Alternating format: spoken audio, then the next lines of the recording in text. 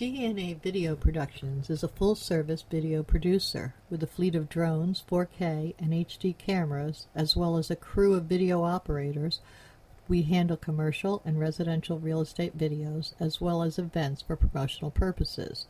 We create book trailers, both live-action and running stills, music videos, and website videos.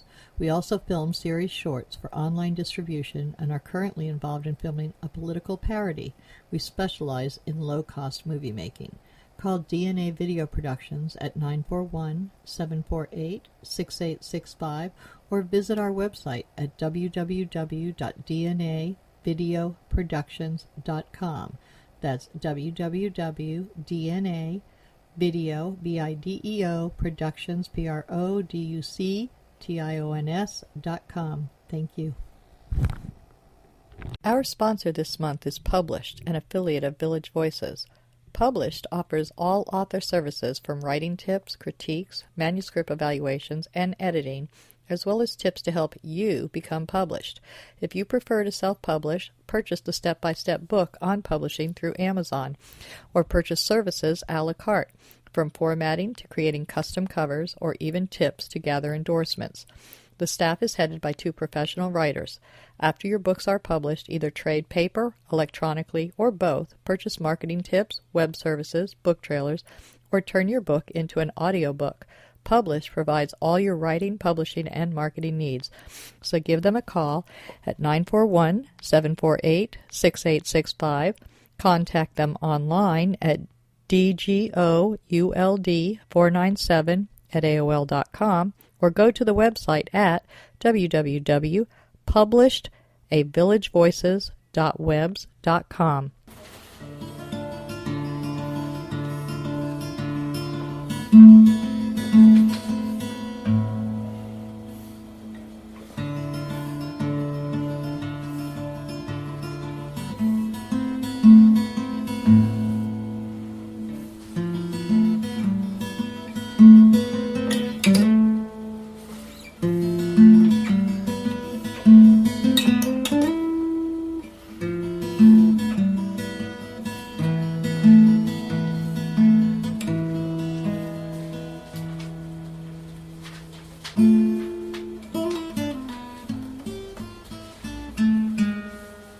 Good afternoon. Welcome to Culture Coast.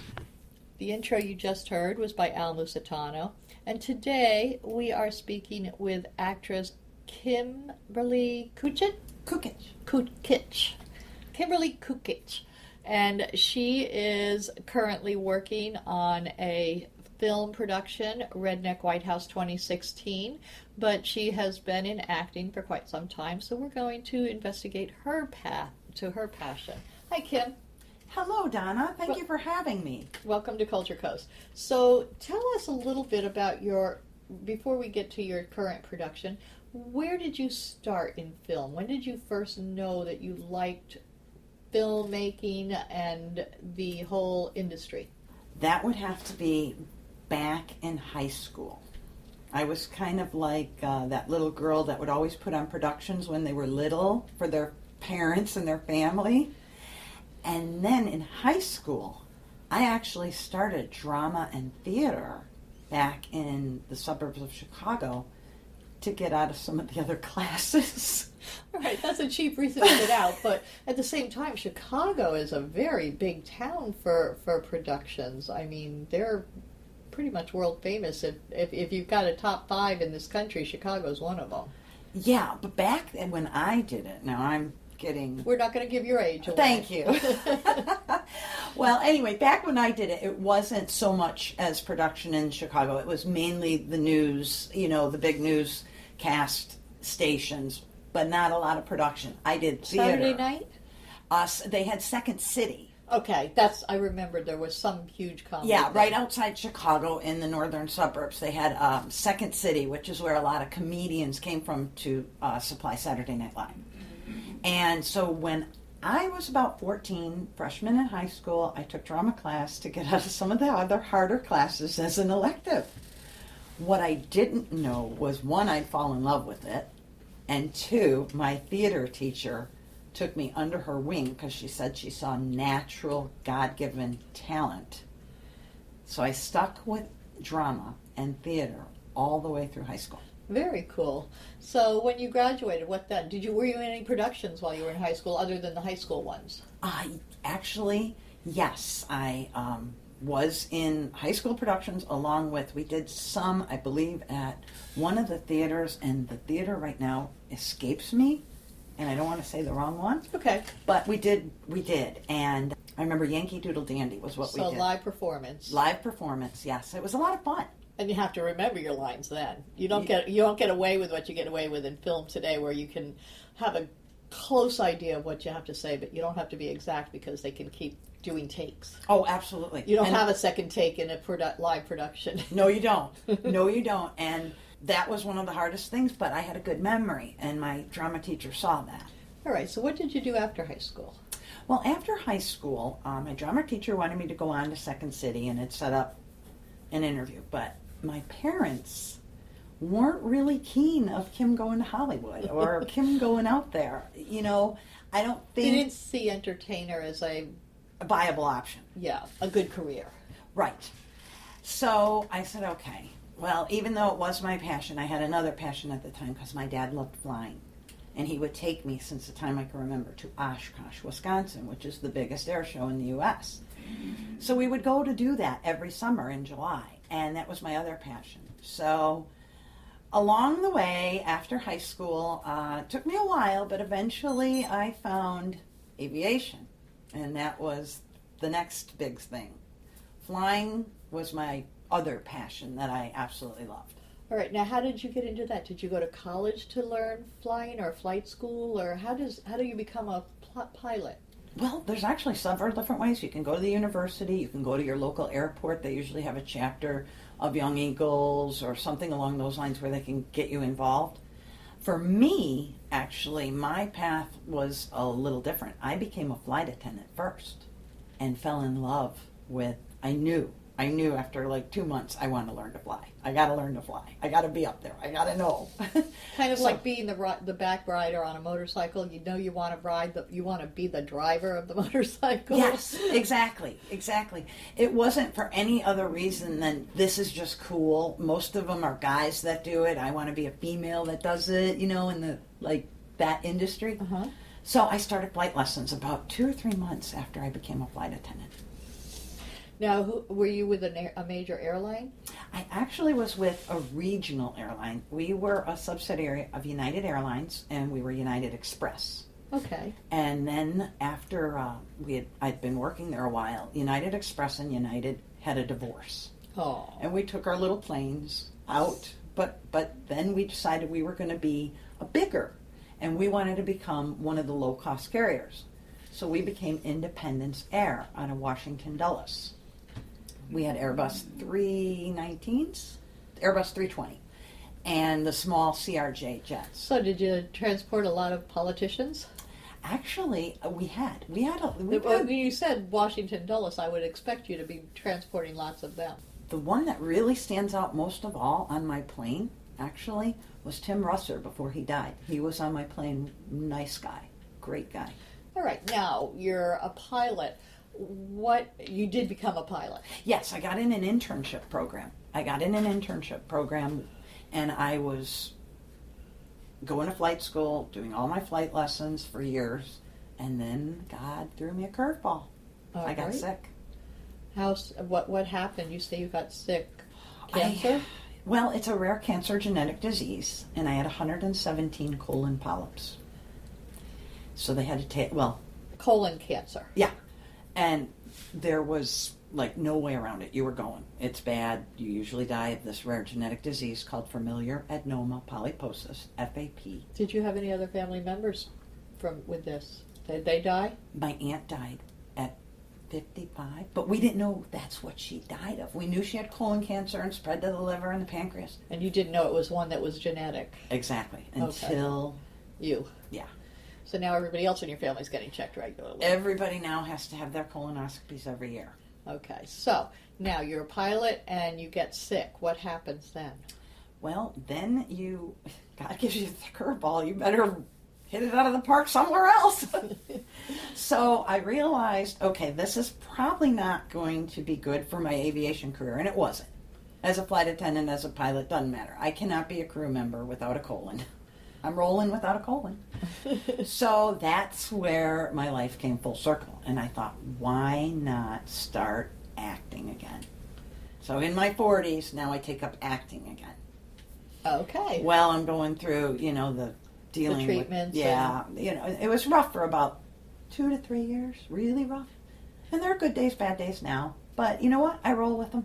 All right, so how did you get back, jumping into acting in your early 40s is not an easy task. How did you go about doing that? Well, believe it or not, I had a God dream. I have God dreams. And God said in a God dream, you need to go and contact Kimberly Clark because you can make Depend commercials. All right, so Kimberly Clark, that's what it was. It was about the dream was that specific. Yeah, thinking that they make commercials, because Kimberly Clark doesn't actually make commercials. They just order them, right? They hire production companies to make their commercials because they own 67 products you've heard of that are mainstream in the grocery store. So they put you in touch with their production company, or how did that work? Well, they actually did. They hired the production crew. They loved my story when I contacted them and told them about my story. And they hired a production crew. And the production crew came here to Florida and started. Okay, so you were already here on the Culture Coast by then. Correct. Were you a flight attendant here, or were you a flight attendant up in Chicago area? I lived here for the last 30 years, but I also had an apartment up in Chicago because I would commute. Oh, okay. So because you were a pilot and they make decent money, you had both? Yeah. Well, when I was a crew member, a flight attendant, I was only in an internship program for being a pilot. So I would commute back and forth. Okay, very cool. Nice. And it was a nice life. Yeah, and it's good that you were able to travel too. Not extensively, but that's pretty nice travel. Absolutely. To be able to see the world on somebody else's dollar and get paid for it. That's very cool. I was living a dream for about 15 years. That's good. And now you're living a new dream. Yes. Now it's reinvention. So Kimberly Clark hires a production team to do your story, and they said, yes, we want you to be the spokesperson for your story, correct? Correct. All right. So how did that grow into a career in acting? Because that's kind of where you're heading now. Well, after I started doing the first commercial, it led to more, and then it led to voiceover work with them. And it's like when you open a door and you don't know where the door's, going to take you on the other side. And it just kind of blossomed. And I started getting to know production, and I started kind of doing some of my own production, networking. So not just acting now. Now you're doing the production itself. Are you doing the writing for some of it? Yes. All right, so now you're doing writing for your little stories? Correct. And what other types of things? Have you worked for anybody besides the Kimberly Clark crew? Well, I actually started Entertainment 941, and I would go around our local area. And Here in Florida, and do interviews with, the businesses that cater to tourism or entertainment. So I did some interviews with Big Cat Habitat and a couple other online. And what did you do with those? Did you put them on YouTube, or where are those productions? They are actually on YouTube under my name on my YouTube page. And that would be the 941? Correct. Okay, 941 Entertainment? Entertainment 941. Which is our area code. Yes, but you can actually find it under Kim Kukich. Okay. And where... and because of this, how is it that you ended up finding the Redneck White House production? I found the Redneck White House production online, and it's kind of a funny story. All right. When I saw it about, 5-6 months ago, I applied, and I thought, okay, this sounds like something I might fit. And I didn't hear anything. And 2-3 months goes by, and then I get a phone call saying, hey, you still interested in Redneck White House? And I was like, well, I thought you filled this position as an actress. And they're like, yeah, we did, but it kind of fell through. So it was very interesting how I ended up in this position, and then it just gelled with the production company. Yes. So tell us a little bit about your role in Redneck White House 2016, which is a show that's still in production but should be ready for viewing within the next month or two. Yes. The role that I play, first of all, let me say Redneck White House 2016 is a political comedy. They make fun of everyone across the board equally. I play Sarah Palin. It's so easy to do this time. Yeah, they give us a lot of good material in this election, don't they? Okay, so you play Sarah Palin. Correct. All right, and what part does she play in this production? Well, Sarah Palin, without giving away too many details of this production, which I'm not allowed to say too much right now, but her part is one of the larger parts. She's actually the lead, and it's more about her and her life because it's a takeoff and a comedy parody. So it's a comedy that follows her running for the White House? Yes, it is. So she's a candidate. She's a candidate, and it's funny. The writer on this, it could be writing for Saturday Night Live. That's how good the writing is on this. It's like Saturday Night Live. Okay, now if we can just get it all done and see the finished product, that would be great. So, where do you see it going from here? Do you have ideas where this might take you? You career-wise or Career-wise. Redneck White House? Career-wise. I am hoping that it takes me to television. You know, I put that little prayer in all the time and hope that you plant the seed and it grows. And it doesn't just take me. I'm hoping it takes the whole cast and that writer of Redneck White House. And you see it being Sarah Palin. You took to that role very well. Yeah, actually, I did. You do resemble her quite a bit. And let me tell you, I have that little airhead thing once in a while. All right. It wasn't hard playing her. You do have kind of her accent, not quite the same, but very close. It's definitely a northern. It's not a drawl. Theirs is more of a twang. Yes. They have a twang, don't you know? Yes, we can get into Sarah Palin. I can talk like her. So that was how you got the role, between the look and being able to imitate her sound. Yeah, actually, I had never actually imitated her before, but people would come up to me periodically and say, "Oh, you know who you look like? You look like Sarah Palin," when my hair was up, or I had part of it pinned back. Okay, very nice. So you're hoping that this takes off and you might get into television. If it's not television, are you open to other local productions? Because here in the Culture Coast, we are really growing on film productions, television productions, movies. There's just so much out there. So now that you're building on your resume, you might even go local until you can hit the big time? Oh, I absolutely do plan to go local, and there is a local group. Yeah. And this Minnesota film group meets every month, and I do plan to join that and do a lot for the community, local, whatever I can. So that you can get your name out there. Yeah, absolutely. But you know what? I gotta pick roles that I can play. You know what I mean? Because I can do it well if the role fits me. Right. You don't want to. You're not one of those actors that can do the screams for horror and the comedy and the serious drama. You're not that. You haven't gotten those lessons yet. The range on me mostly has been serious drama. This is now the first time I'm getting into comedy with Redneck White House.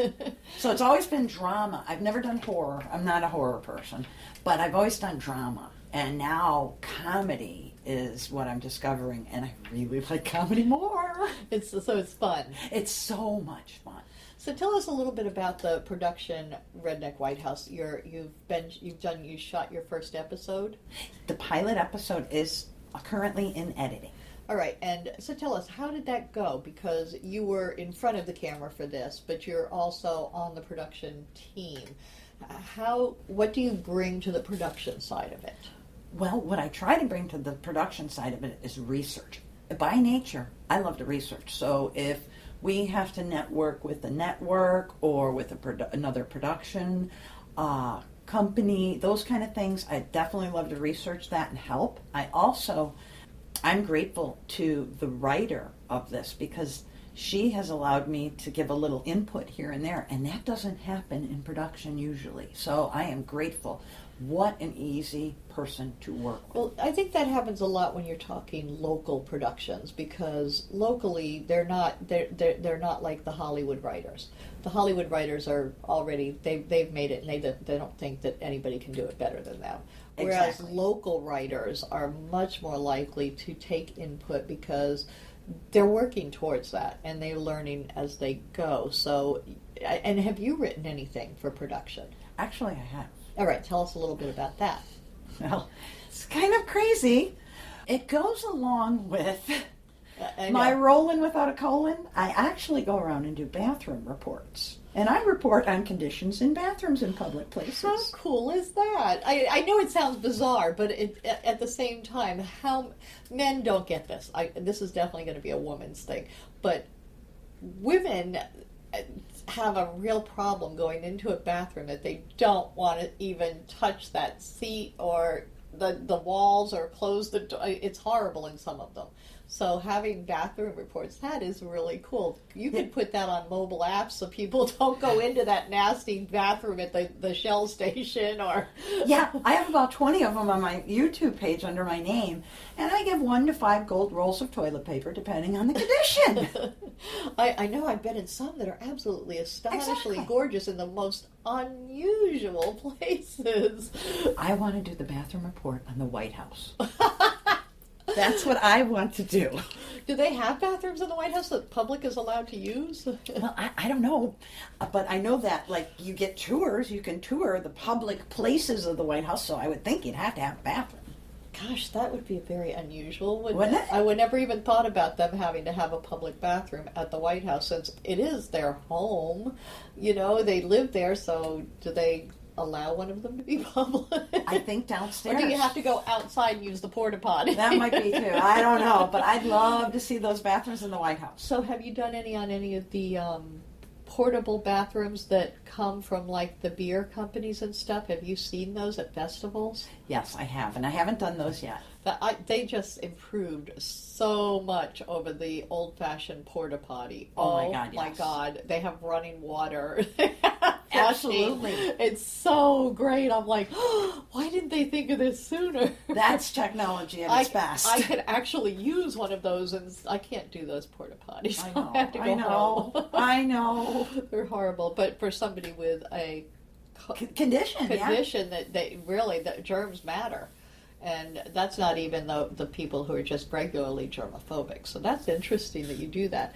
You'll have to figure out how to get on the mobile app, like the cheap gas. You'll have the clean potties. Yeah, well, right now I just have it in our area, but eventually I'm hoping to do it everywhere. Yeah, that would be very cool, and have people just tell Yeah. you and film them and let you know what they are. Exactly. That would be a great little thing to start up too. That might even be a moneymaker eventually. Yeah, that's what I was thinking down the road. Yeah, it might be. I need to work on that some more. Yeah, that sounds really cool. Now, other projects you might do writing. So, Actually, I'm writing, since I was young, about 6 years old, I've had God dreams, and I'm writing about them now. We've kind of kept them You in don't our want family. yeah, and you don't want people to think you're crazy, but at the Exactly. same time, it's time for you to let Come people out. know what is going on in your little head. Exactly, absolutely. And, I can't be the only one out there that has God dreams. So I'm putting it out there now, and I'm writing about it. And I'm hoping to eventually Is get a it book. possible to turn them into any kind of a movie or a show or a documentary type thing? It actually might be.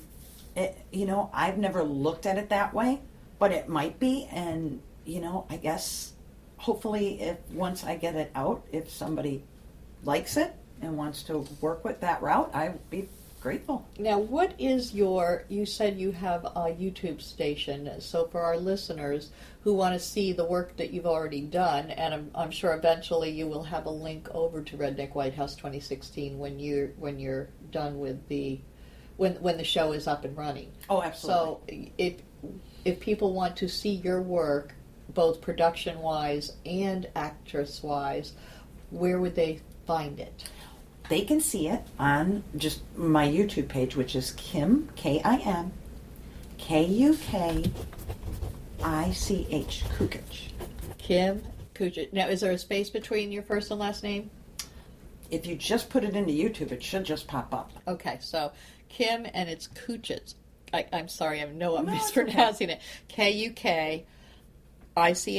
Correct. All right, so they can find you there. Now, what about Facebook? Do you have a Facebook page? Yes, I do have a Facebook page. It's just under my name. Okay. Also. Not with actress or anything like that? No, or production? No. Well, actually, I think I have that, production and host on there. Now, the 941, is that got a separate channel, or is that on your channel? It actually had a separate channel, and it does not right now because the person I was working with was an older gentleman, and he has went back up north. So we're not currently filming much for Entertainment 941. It's kind of out there in limbo right now. But you may get back to that Absolutely. in your spare time that you don't have. Yeah.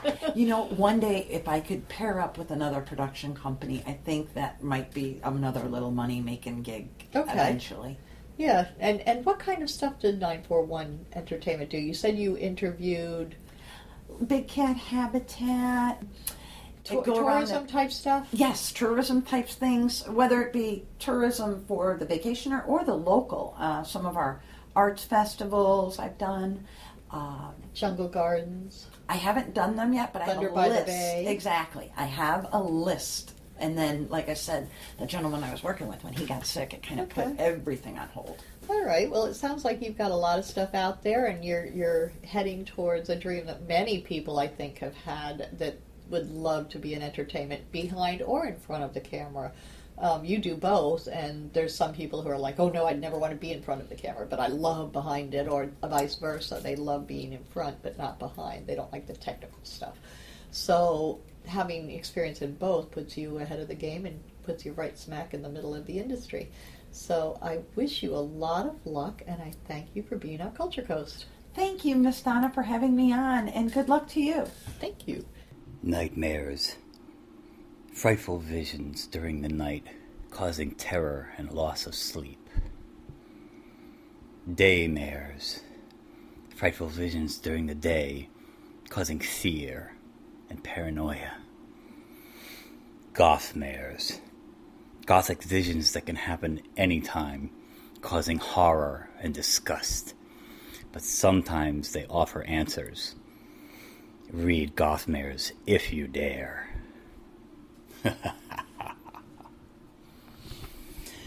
Gothmares, a young adult novel by Al Musitano, available on Amazon and fine bookstores everywhere. Village of the Arts, the largest artist colony in the state of Florida, located on 42 acres, includes artists, homes, galleries, gardens, and restaurants featuring handcrafted gifts, fine art sculptures, painting, photography, enviro art, healing arts, books, mystics, and musical variety. A few of the galleries are unique in their offerings. Village Voices specializes in books and art created exclusively by Florida residents. The Dancing Crane Gallery offers fine art, custom jewelry, and unique, innovative art.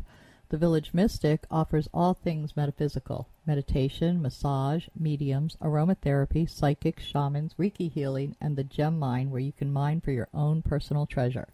Yoga Arts offers classes or one-on-one coaching. Musicians and bands can be found throughout the area. Many of the artists and musicians offer classes. Restaurants and bakeries provide respite for the weary and magic for the foodies.